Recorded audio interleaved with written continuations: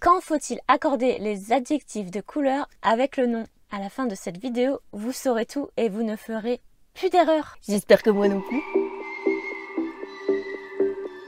Premièrement, les adjectifs de couleur sont variables dans deux cas. Quand la couleur est indiquée par un seul adjectif, exemple, un vélo violet, une jument baie, une photographie jaunâtre.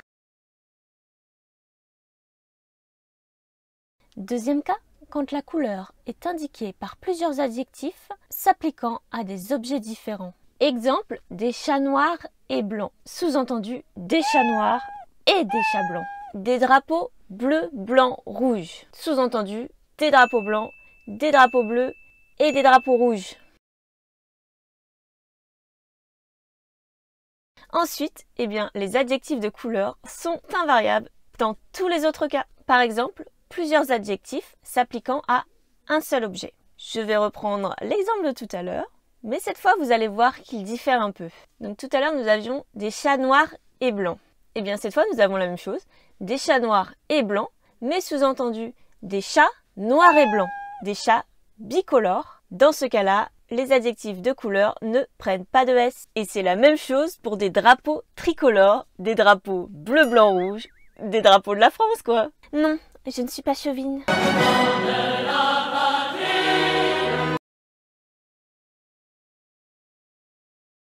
Autre cas, deux adjectifs dont le deuxième renforce le premier. Exemple, des pommes rouges foncées, puisque l'on peut dire des pommes d'un rouge foncé. Dans ce cas-là, pas de S. Des yeux vert clair, des yeux d'un vert clair. Troisième cas, des adjectifs de même importance désignant une couleur mixte et liée par un trait d'union. Exemple, des tons gris-bleu, on n'accorde pas bleu. Une bague argenté cuivré. Pas d'accord ici non plus sur argenté et cuivré. Après, vous avez des noms seuls, des yeux noisettes, des vernis abricots ou précisant un adjectif de couleur, des vernis jaune abricot. Et enfin, des expressions avec ou sans trait d'union, des pantalons de couleur chair, des fleurs jaunes d'or, des cheveux noirs de jet ou poivre et sel, des mûrs lits de vin, superbe couleur.